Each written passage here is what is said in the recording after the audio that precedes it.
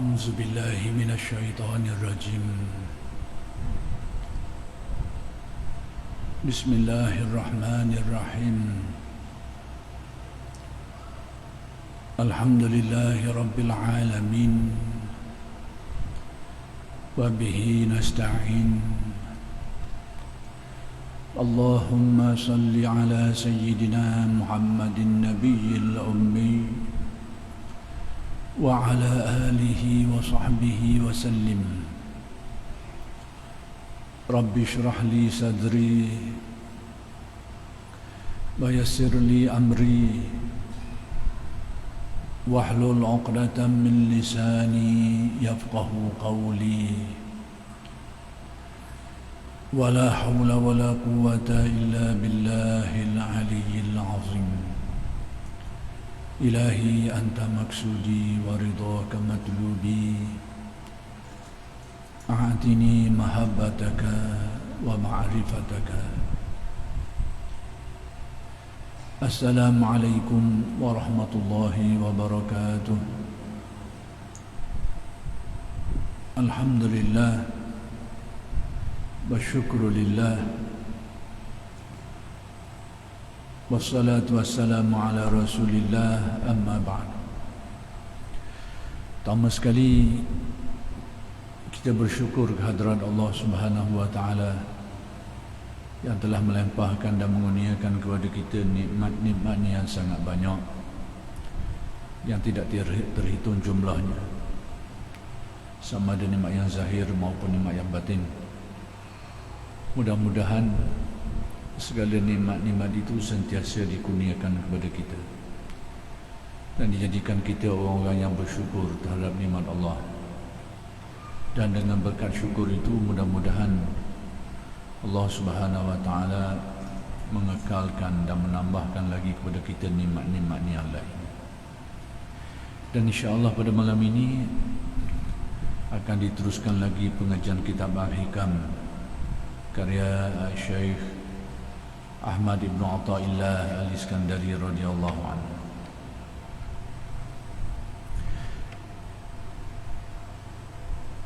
Kalam hikmat yang ingin dijelaskan pada malam ini ialah kalam hikmat yang ke-235,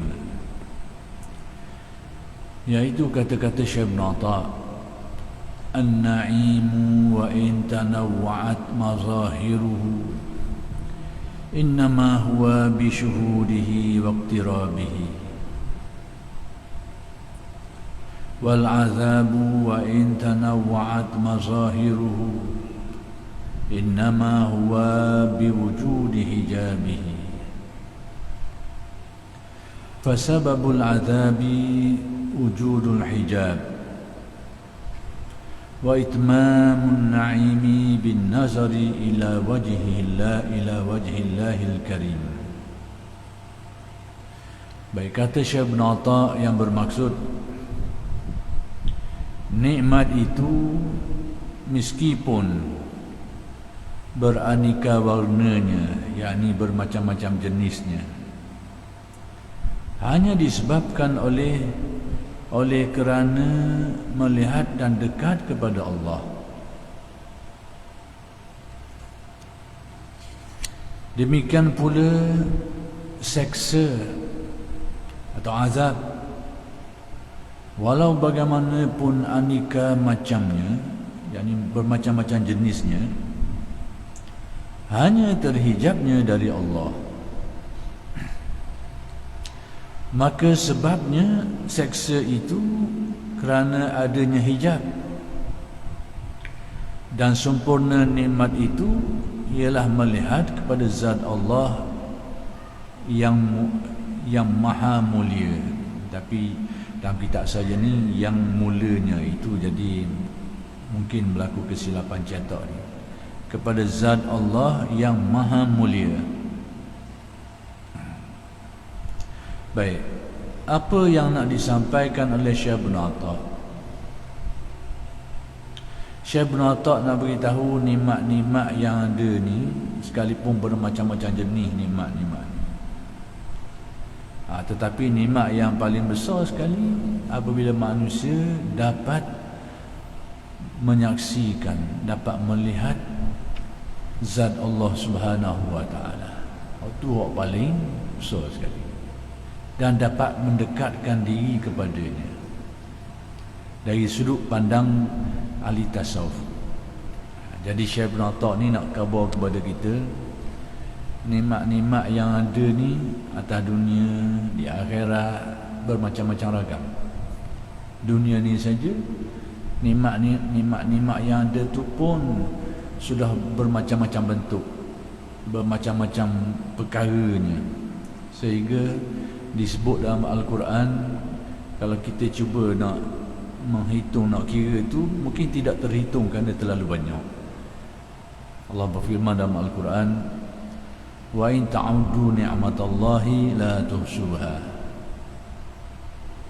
Sekiranya kamu cuba nak hitung, nak kira nikmat-nikmat yang ada ni, maka kata Allah, la tuhsuha, kamu tak dapat menghitungnya. Maksudnya sangat banyak sekali nikmat itu sehingga kita tak mampu nak mengira dia tu kerana terlalu banyak. Kalau kita kira sungguh lah, satu-satu kira tak terhitung, dengan arti terlalu banyak nikmat itu. Cuma Syekh Ibn Atta' nak beritahu kepada kita, antara sekian banyak nikmat itu, iaitu dapat melihat Allah Subhanahu wa taala. Dah bila boleh melihat Allah ni? Melihat Allah ini yang disebut sebagai ru'yatullah. Melihat Allah ini isu usuluddin. Isu usuluddin, tapi juga dibahaskan di dalam tasawuf. Kerana ilmu kita ni tak nak lari daripada aspek akidahnya, aspek fiqhnya, aspek tasawufnya. Dia tak boleh bercerah tangga. Tiga-tiga ni memang berkait apa. Cuma kita tengok suluh kok mana, kok angle mana kita tengok. Kita tengok dari aspek pegangan dan keyakinan itu, dia akan jadi akidah lah. Kalau kita tengok dari aspek yang lain, dia akan jadi ilmu-ilmu lain pula. Tapi benda tu benda yang tidak boleh dipisahkan. Tiga aspek: akidahnya, fiqhnya dan tasawuf. Jadi sekarang Syekh Ibn Atta' nak beritahu kepada kita bahawa antara sekian banyak nikmat ni, nikmat dapat melihat Allah. Kita nak bahas melihat Allah. Baik, melihat Allah ni ataupun ru'yatullah ini, seperti yang saya kata tadilah, merupakan isu usuluddin asal dia. Baik, melihat Allah itu kita kena pecah dulu. Melihat kepada dirinya yang sebenar. Yang kedua, melihat kepada kenyataannya atau tandanya atau dalilnya. Kita kena pecah dulu gitu. Melihat kepada hakikat dirinya tu satu bahagian. Yang kedua, melihat kepada kenyataan dia, penzahiran dia, ataupun dalil dia, ataupun kita nak guna istilah lain, pandailah istilah apa-apa pun. Tapi yang kita lihat itu adalah alamat, tanda, dalil yang menunjukkan kepada sifat-sifat ketuhanannya. Dalam tasawuf dipanggil tajalli, dalam usuluddin dipanggil ta'alluq. Ta'alluq sifat. Kita kenal Allah Ta'ala menerusi benda-benda ni, bukan kenal hakikat diri dia. Jadi melihat Allah ni dia pecah pada dua: melihat kepada hakikat dirinya dan melihat kepada kenyataan dia, dalil dia, bukti dia, cerminan dia, atau gunalah istilah apa-apa. Baik, yang pertama ni melihat diri Allah Ta'ala ni.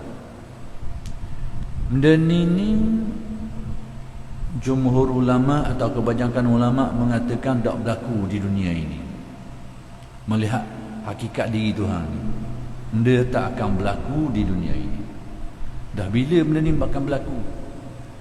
Benda ni berlaku di akhirat nanti, yang merupakan nikmat yang paling besar.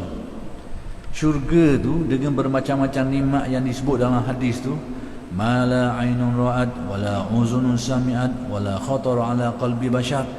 Itu digambarkan nikmat syurga, nilai yang dia sangat tinggi ni, sehingga dijelaskan oleh Nabi seperti itu. Ma la ainun ra'at, apa yang tak pernah terlihat pun di mata, wala uzunun sami'at, apa yang tak pernah terdengar pun di telinga, wala khatara ala qalbi bashar, dan tidak pernah terlintas pun dalam benak fikiran kita ni. Nak khabar nikmat yang kenikmatannya itu tak tergambar. Gambaran nak khabarnya dalam syurga ni nikmat yang sangat tinggi, yang sangat mulia.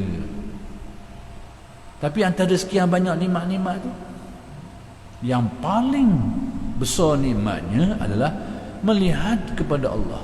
Itu dia. Itu kita kena faham balik. Antara sekian banyak nikmat yang digambarkan dalam Al-Quran itu dan ini macam-macam. Dalam syurga ni kita nak apa-apa pun boleh belaka. Nak mengatur nak ni atas ikut kehendak.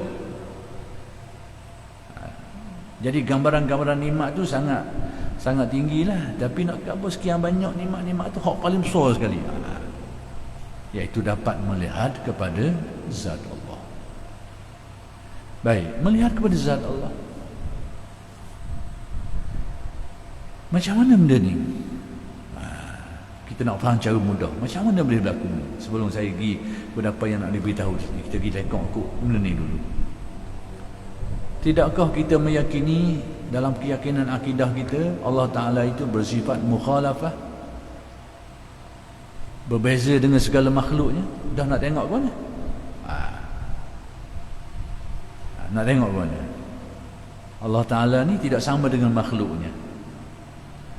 Lainlah kita beriktikad Tuhan tu ada situ ada sini, Tuhan tu ada rupa itu ada rupa ini, seperti iktikad kelompok-kelompok mujassimah dan musyabbihah tu. Itu bukan Ahlus Sunnah wal Jamaah.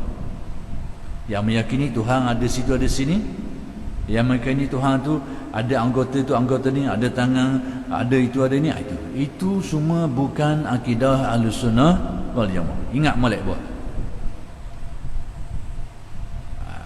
Tak kira lah siapa-siapa dia kata pun, itu bukan akidah Ahlus Sunnah wal Jamaah. Tok Lebah mana, Tok Aling mana kata pun, kalau dia kata itu tu, yakinlah itu bukan akidah Ahlus Sunnah wal Jamaah. Jadi melihat Allah ini antara yang kita yakini tentang sifat Allah seperti yang diberitahu dalam Al-Quran. Allah Ta'ala bersifat mukhalafah, tidak sama sekali dengan makhluknya dari semua segi. Dari semua segi. Kalau makhluk ni bertempat, maka Allah tidak seperti itu. Kalau makhluk ni dia ada rupa dia, Allah tidak seperti itu. Kalau makhluk ni dia ada komponen, dia ada bahagian-bahagian tertentu. Seperti makhluk ada tangan, kita ni ada bahagian tangan, bahagian kaki, kita berjuzuk ni, maka Allah tidak seperti itu. Apa saja berkait dengan makhluk, maka Allah tidak seperti itu. Kena pegang kemar. Itulah tahqiq kepada firman Allah, laisa kamislihi syai'. Tidak ada sesuatu yang serupa dengannya. Atau walam yakul lahu kufuwan ahad. Tidak ada sesuatu pun yang menyerupai, serupa dengan Allah Subhanahu wa taala. Tidak ada sesuatu pun. Maka sebab itu, kalau kita tengok dari sudut tasawufnya, ahli tasawuf menyebut perkara ini sebagai sirrul asrar, rahsia segala rahsia. Hakikat diri Tuhan ni rahsia segala rahsia. Kita tidak mampu mencapai di dunia ini, tak dapat menanggapinya. Bagaimana hakikat sebenar Allah Ta'ala, tak mampu kita capai dunia ini. Tapi kita yakin adanya berdasarkan dalil-dalil, berdasarkan bukti-bukti dan dalil, yakin adanya. Tapi bagaimana? Tidak. Sirrul asrar menurut bahasa ahli tasawuf. Kalau bahasa Usuluddin, mukhalafah lah. Sehingga ulama Usuluddin kata, kalam ini Usuluddin, dia kata apa? Dia guna bahasa al-ajzu anil idrak. Ini bahasa ulama Usuluddin. Kita tak mampu nak mencapai hakikat Allah Ta'ala tu, nak mengetahui hakikat sebenar Allah Ta'ala tu. Kita Kita tahqiq sungguh dah hakikat sebenar Allah Ta'ala memang tak mampu dicapai di dunia ini. Tu siapalah tu, kenal lah tu. Kenal lah tu. Itu gaya Usuluddin. Jadi kita faham hakikat. Jadi dah kalau begitu melihat Allah di akhirat tu atas dasar apa dan bagaimana? Pertama sekali, kerana itu diberitahu di dalam Al-Quran dan hadis. Kerana ada dalil. Di akhirat nanti ni orang yang beriman ni dapat melihat hakikat Allah Ta'ala ni. Kerana ada dalilnya. Dalil dalam Al-Quran dan hadis. Kalau dalam Al-Quran antaranya wujuhun yauma idzin nadhiratun ila rabbiha nazirah. Muka-muka ni, wajah-wajah orang beriman ni berseri-seri, penuh kenikmatan melihat kepada Tuhan mereka tu. Kalau dalam hadis innakum satarawna rabbakum kama tarawna al-qamara lailata hadza, kamu akan dapat melihat Tuhanmu itu sebagaimana yang ditamsilkan. Kamu dapat melihat bulan purnama tu. Tamsilan tu bukan dari semua segi.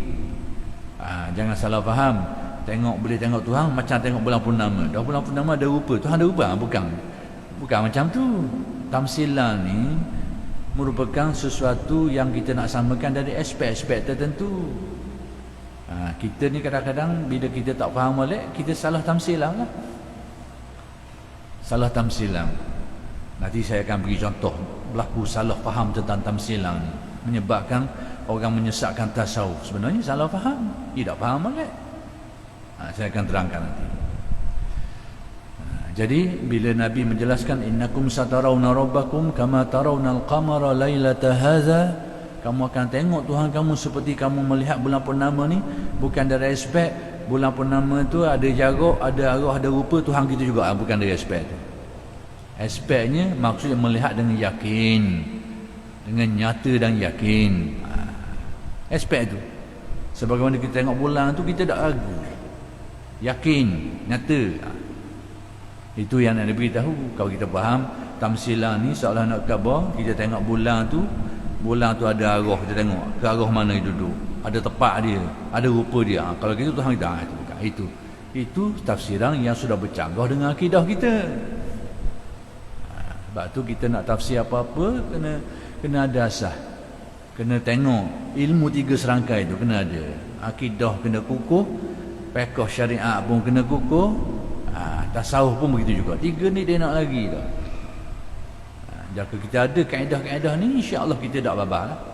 Tapi kalau kita tak ada kaedah-kaedah ni, inilah yang akan jadi terbabah ni. Kita tafsir menurut faham kita tu, padahal kita tak sedar berlawan dengan akidah yang kita pegang tu. Ni kena tengok belakang. Sebab tu tidak mudah seperti itu. Jadi sekarang seperti itu dijelaskan. Dah kita yakin Allah Ta'ala tu mukhalafah, macam mana nak tengok? Sedangkan menurut faham kita ni, bila kita nak tengok kok, benda tu mesti ada arah dia, dan benda tu mesti berupa dan perlukan cahaya, baru kita boleh tengok. Kaedah tak boleh nak tengok. Atas dasar inilah yang menjadikan Mu'tazilah menafikan perkara ni, kerana dianggap tak masuk akal.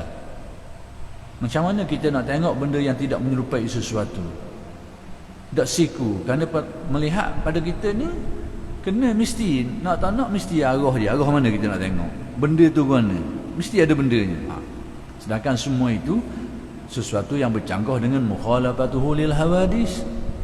Jadi nak tengok kan, atas dasar inilah Mu'tazilah menolak. Jadi bila mereka tolak, tanpa mereka sedar, mereka telah tolak ayat-ayat Al-Quran dan hadis. Maka ulama Ahlussunnah menerima, tapi memahami dan menafsirkannya secara yang sesuai dengan akidah Ahlussunnah wal Jamaah. Oleh kerana disebut dalam Al-Quran, disebut dalam hadis, maka Ahlussunnah menetapkan adanya benda ni. Bagaimana? Mereka cara mudahnya beginilah. Allah Ta'ala kekal dengan sifatnya mukhalafah, tidak serupa dengan segala makhluknya. Dah melihat ke mana? Allah Ta'ala berkuasa memberi kemampuan kepada manusia ni untuk melihat sesuatu yang tidak ada rupa, yang tidak itu dan tidak ini. Maksudnya semua itu termasuk dalam kekuasaan Allah. Habis modal, habis cerita lalu. Kerana disebut dalam Al-Quran dan Sunnah. Dan kita anggap, dan kita yakin benda tu benda yang termasuk dalam kemampuan Allah. Allah boleh buat nak jadikan kita. Contohnya, kita sekarang ni kita tengok satu benda yang dekat dengan kita, yang jauh dah nampak dah. Dalam kekuasaan Allah nak menjadikan kita ni boleh tengok benda yang jauh pun boleh. Kena faham gitu. Bahawa semua itu termasuk perkara yang harus berlaku. Termasuk dalam kekuasaan Allah. Benda yang tak ada warna, tak ada rupa. Sekarang ni kita dah nak tengok. Dah nak tengok. Jin contohnya, jin, benda makhluk halus dah nampak. Tapi dengan kekuasaan Allah, Allah Ta'ala boleh beri kepada seseorang tengok benda tu. Sebagaimana yang berlaku pada awliya, berlaku kepada para nabi dan rasul. Hak benda kita dah nampak, ya nampak. Nak kabarnya, semua itu termasuk dalam ruang lingkup perkara yang harus berlaku, tertakluk dengan kudrat kekuasaan Allah. Jadi bila kita faham, bila kita tanya guana benda tu, macam mana benda tu melihat Allah itu, semua itu termasuk dalam perkara yang Allah Ta'ala dalam kekuasaan dia boleh menjadikan kita ini boleh melihat sesuatu yang kita tidak boleh lihat di dunia ini. Itu saja. Sesuai dengan apa yang diberitahu di dalam Al-Quran dan Sunnah. Ini gaya faham Ahlus Sunnah wal Jamaah. Kalau ikut Mu'tazilah, dinafikan ayat tu, nafikan hadis tu, sebab dia kata tak nak terima sifat Tuhan tu mukhalafah. Dah nak tengok ke mana? Jadi dinafikan Quran, dinafikan hadis. Itu Mu'tazilah. Kelompok Mujassimah pula, Tuhan ada rupa tu boleh tengok tu. Ya pakai apa tu pula. Ki ada rupa tu, ki ada tangan, ada kaki tu. Duduk situ duduk sini kita boleh tengok tu. Kedok kan boleh tengok. Main buah tu pula tu. Ni kalau jalan kau, ni babah datang sini, ni babah datang sini. Kiri kanan. Ini kita kena perkara yang perlu kita fahami baik-baik dalam persoalan ni. Itu masalah melihat Allah. Cuma sekalipun dinyatakan, ulama-ulama kita menyatakan bahawa melihat diri Tuhan ni, zat Tuhan sebenar ni tak berlaku di dunia ini. Itu pendapat jumhur mereka tu, majoriti mereka tu. Hanya berlaku di akhirat. Namun ada juga pendapat di antara mereka ini yang menyatakan, yang beritahu kepada kita bahawa melihat Allah ni di dunia ini berlaku, tapi hanya berlaku pada seorang manusia je. Hanya pada seorang manusia. Siapa orang ni? Nabi Muhammad sallallahu alaihi wasallam. Bila? Pada waktu Isra' dan Mi'raj. Pada waktu Isra' dan Mi'raj. Kalau kita tengok tafsiran surah An-Najmu tu, di situ ada huraian-huraian ulama. Apa yang Nabi tengok pada Isra' Mi'raj? Kebanyakan tafsir menyatakan yang Nabi tengok itu adalah Jibril AS. Tapi ada pendapat, sekalipun dia bukan merupakan pendapat jumhur, majoriti, tapi ada yang menafsirkan yang dilihat oleh Nabi adalah Allah Subhanahu Wa Taala. Yang bagaimana itu adalah di luar kemampuan kita. Maksud Allah Ta'ala beri kemampuan kepada Nabi Muhammad untuk mencapai perkara ni di dunia ini. Bagaimana? Balik berdasar tadilah. Dia termasuk perkara yang terletak di bawah kekuasaan Allah Subhanahu Wa Ta'ala. Itu benda yang perlu kita pegang baik-baik. Jadi itu bab melihat Allah. Baik, sekarang yang kedua. Yang kedua, melihat kenyataannya, dalil-dalilnya, bukti-buktinya. Kalau Usuluddin tasawuf dipanggil tajallinya, tajalliyat. Kalau Usuluddin dia panggil ta'alluqat, ta'alluq sifat. Dan inilah yang jalan yang kita boleh kenal Allah. Kita boleh kenal Allah kerana melihat tanda-tanda ni. Bukan hakikat diri dia, bukan hakikat sifat dia, tapi kenyataan yang memahamkan kita tentang dirinya. Dalil-dalil yang memahamkan kita tentang sifat-sifat, asma'nya dan sebagainya. Maka itu dipanggil tajalli dalam tasawuf. Usuluddin dipanggil ta'alluq, yang memahamkan kita tentang sifat-sifat kesempurnaan Allah. Sifat dia, tentang kewujudan dirinya, tentang sifatnya, tentang asma'nya tu Kita kenal semua ni menerusi dalil-dalil yang ada memahamkan kita. Contohnya, bila kita yakin Allah Ta'ala bersifat kudrat dan kita faham kudrat tu mana, apakah berarti kita tengok kudrat Tuhan tu? Tak. Dah mana kita yakin? Macam mana kita boleh yakin? Macam mana kau boleh faham? Sebab kita tengok kenyataan dari kudrat tu. Apa kenyataannya? Kudrat ni antaranya kekuasaan mencipta, mengadakan dan meniadakan sesuatu. Hak tu hak nampak depan kita tengok tu. Kesan dia tu, makhluk yang diciptakan. Makhluk ni menciptakan langit dan bumi, gunung ganang. Kenyataan itu kenyataan. Dari kenyataan itu memahamkan kita Allah Maha Kuasa. Jadi kita percaya tu kepada kekuasaan Allah, bukan tengok hakikat kudrat Tuhan tu, tapi tengok kenyataan dia tu yang menjadi dalil kalau ikut usuluddin, ataupun tajalli dia yang memahamkan kita kepada sifat-sifat ketuhanan Allah. Itu istilah tajalli. Saya nak terang sikit sebentar kita sebut tajalli ni, sebab banyak berlaku salah faham. Tak apalah, ini istilah ni romek sikit, tapi saya nak memudahkan. Yang paling mudah saya rasa boleh saya sampaikan. Supaya apa? Supaya kita ni bila dengar orang mengulah tu ni, supaya kita tidak tersalah anggap. Hari ni isu-isu ni, kalau dulu ulama-ulama kita isu-isu gini tak cakap terbuka, dia cakap dalam pengajian khusus sebab dia tahu orang ramai mungkin tak nak takak. Tapi hari ni cakap dengan tergawa sekali. Masalahnya kalau kita tak jelas balik, ia mengakibatkan kita akan tuduh alim ulama kita ni. Maka terpaksalah kita jelaskan juga. Sebab benda ni sudah disebarkan rata-rata yang membawa kepada kefahaman yang salah. Akhir sekali kita kita melabelkan orang sebagai berpegang kefahaman yang salah. Ini kita takut alim ulama kita dituduh berfaham dengan kefahaman yang salah, berintikad dengan intikad yang syirik macam-macam. Ni punca benda ni. Orang ramai dak tahu kala ni terikut-ikut, terpengaruh. Jadi nak tak nak kita terpaksa agak jelas sikit-sikit supaya tak berlaku benda ni. Salah faham yang membawa kepada tuduhan-tuduhan yang membawa kepada labeling yang salah. Jadi orang ramai ni dia terima. Tapi alim-alim kita ni lah kadang-kadang dia tak jaga perkara ni, dia cakap lebih kurang. Baik. Istilah tajalli ni, pertama sekali saya nak beritahu, tajalli ni kita faham cara mudah dulu. Dia makna penzahiran, penampakan. Allah Ta'ala memperlihatkan, sehingga dengannya lah kita dapat memahami tentang aspek-aspek ketuhanan Allah, seperti kudrat Allah, iradat Allah, ilmu Allah dan sebagainya. Kita faham. Baik, macam mana kita boleh faham ilmu Allah? Kita tengok ke ilmu dia? Hakikat ilmu tak ada. Tapi kita boleh yakin, kita boleh faham tu kat mana? Kerana kita tengok kenyataan dia tu. Kenyataan kat mana? Tengok makhluk yang ada ni lah. Makhluk yang ada yang diciptakan dengan penuh keajaiban ni. Semua tu menghendaki kita bahawa kalau tidak ada ilmu, tak nak buat benda-benda yang aneh ni, benda-benda yang penuh keajaiban ni, tak nak buat kalau orang tak erti, tak ada pengetahuan, tak ada ilmu.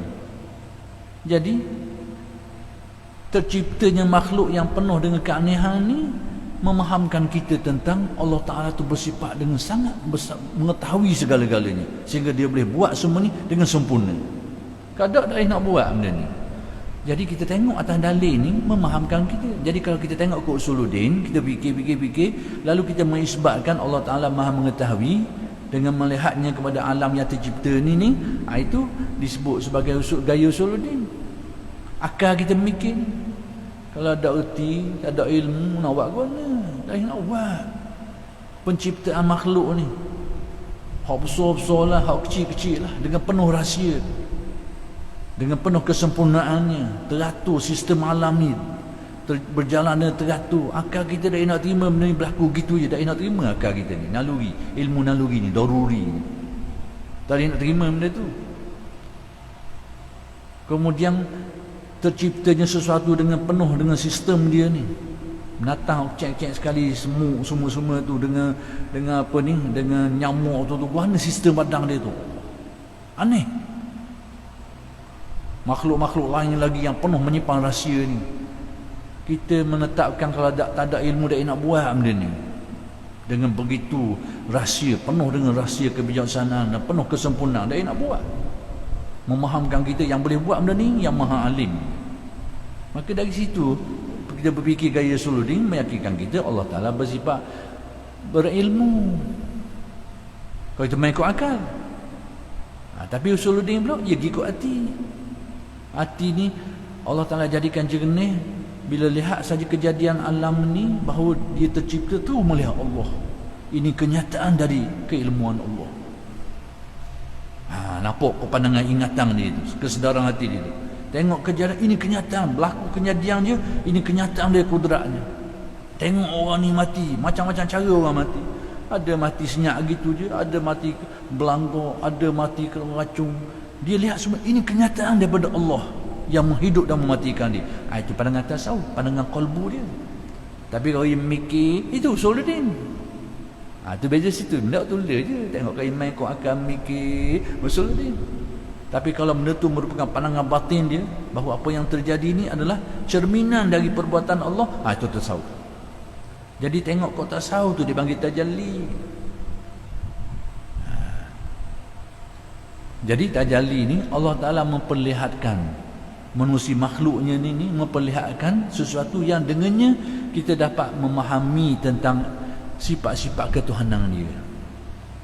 Bukan hakikat dirinya, tapi memahamkan kita tentang sifat-sifat ketuhanannya. Itu maksud tajalli. Jadi kalau kita kata tajalli, yang jadi masalahnya orang menterjemah tajalli dengan makna menjelma. Bila menjelma ni kita fahamlah hak nepek, hak nesu iaitu bik. Maksud hak tu bik dengan nepek, hak tu le je. Tu panggil jelma. Nesu senyap tak nampak, pah tu bik luar.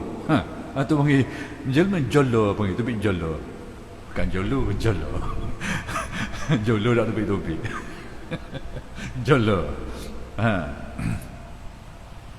Itu menjelma. Jadi hak jelma tu dengan nusuk tadi benda tu le je. Bukan konsep macam tu. Saya dengar ada orang cuba mengulang.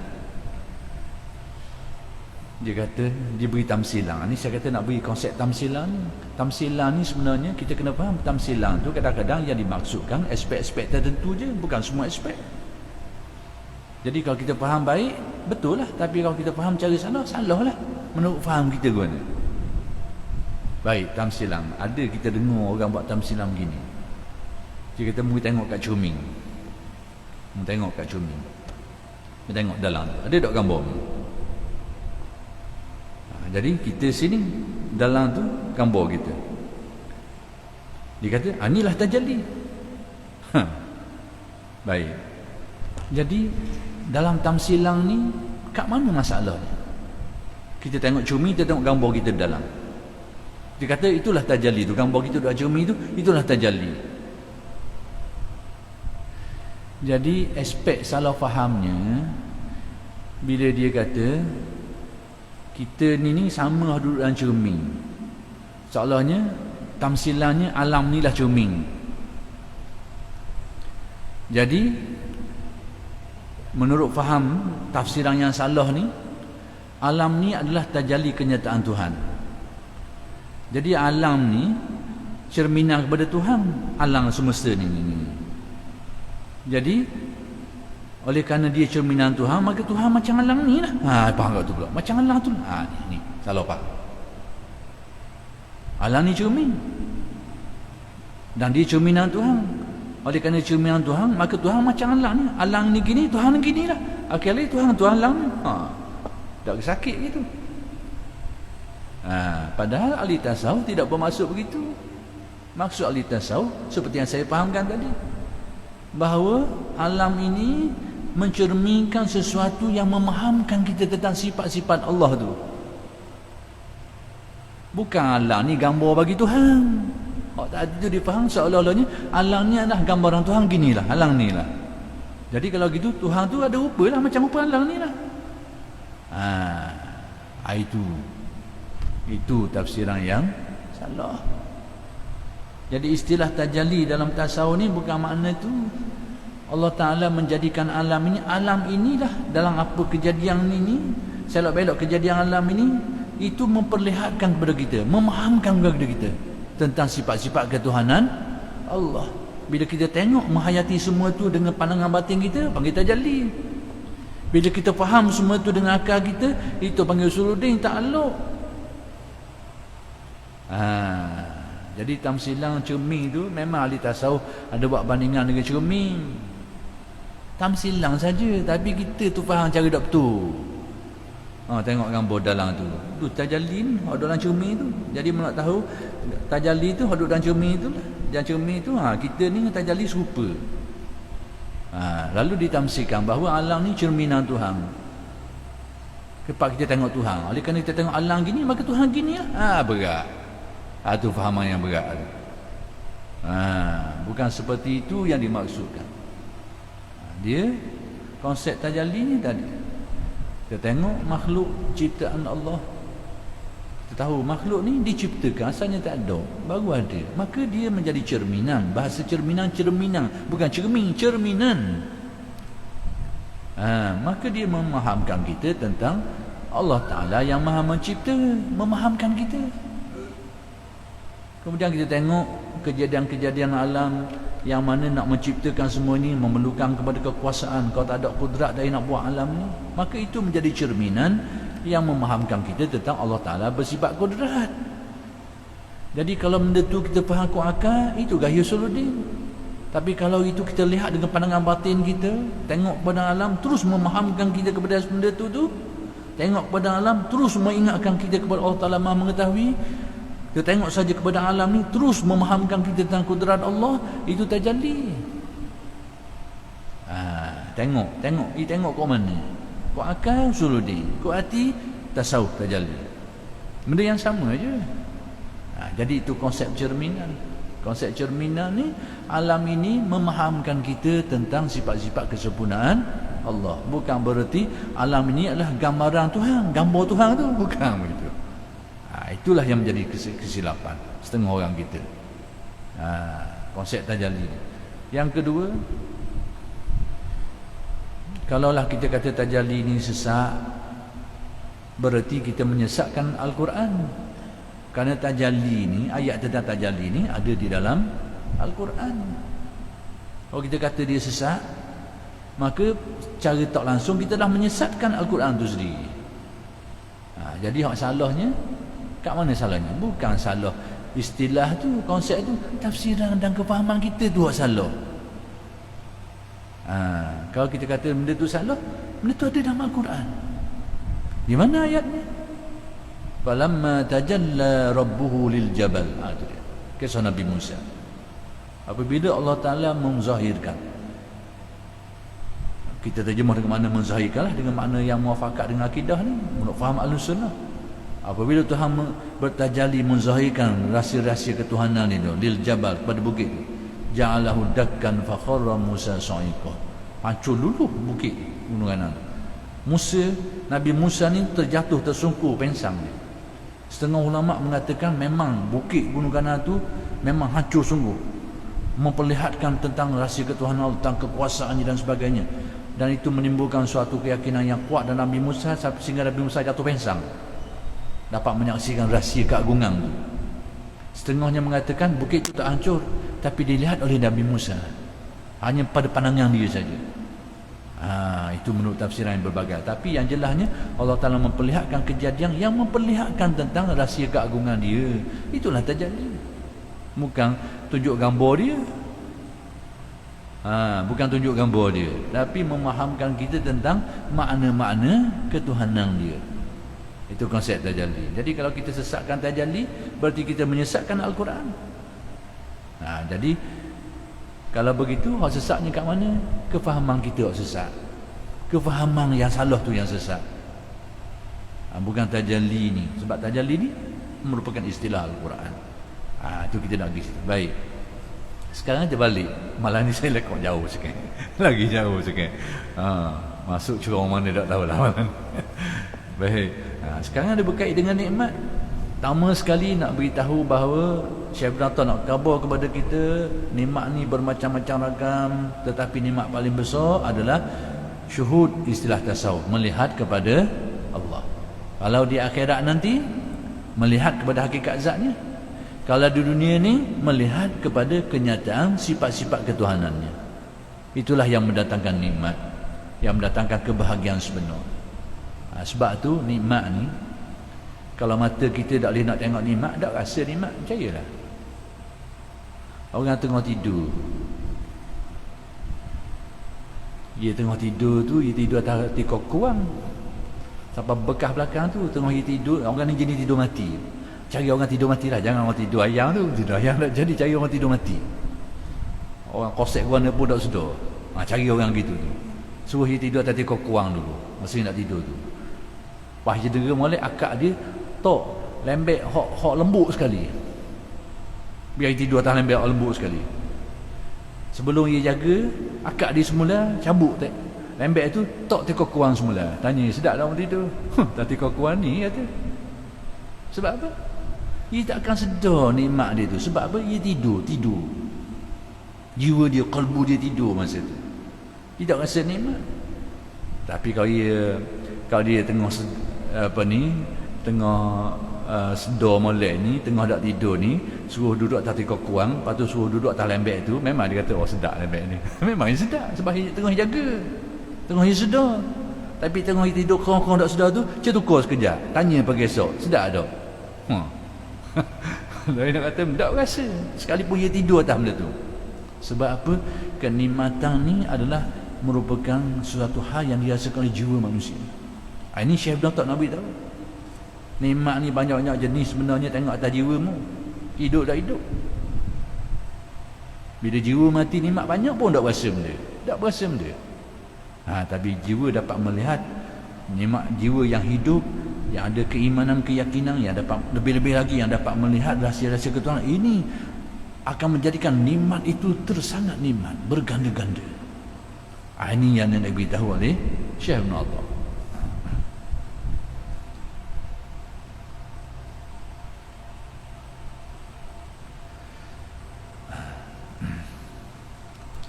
Kemudian kata Syekh Ibn Atta, sama juga dengan azab. Sekalipun bermacam-macam jenis azab tu, azab bermacam-macam jenis di dunia ni,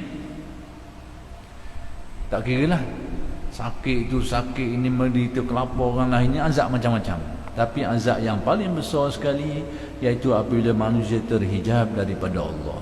Kalau di akhirat nanti orang yang terhijab daripada Allah Ta'ala lah merupakan suatu kecelakaan yang paling besar sekali. Kecelakaan yang paling besar, tak dapat melihat kepada Allah di akhirat nanti. Di dunia ni, orang yang mati mata hati dia tu, mati jiwa dia tu, sehingga sehingga dalam nikmat pun dia akan sengsara, apatah lagi dalam azab. Dalam keadaan nikmat senang pun hati tak pernah tenang, tak pernah gembira pun. Kenapa? Hati yang terdendeng, hati yang sakit. Ini yang nak diberitahu oleh Syekh Ibn Atta tentang hakikat di sebalik nikmat ni dan juga azab ni. Dan insya-Allah huraian ini akan bersambung pada kuliah-kuliah yang akan datang. Aqulu qawli hadza wa astaghfirullahal azim li wa lakum. Assalamualaikum warahmatullahi wabarakatuh.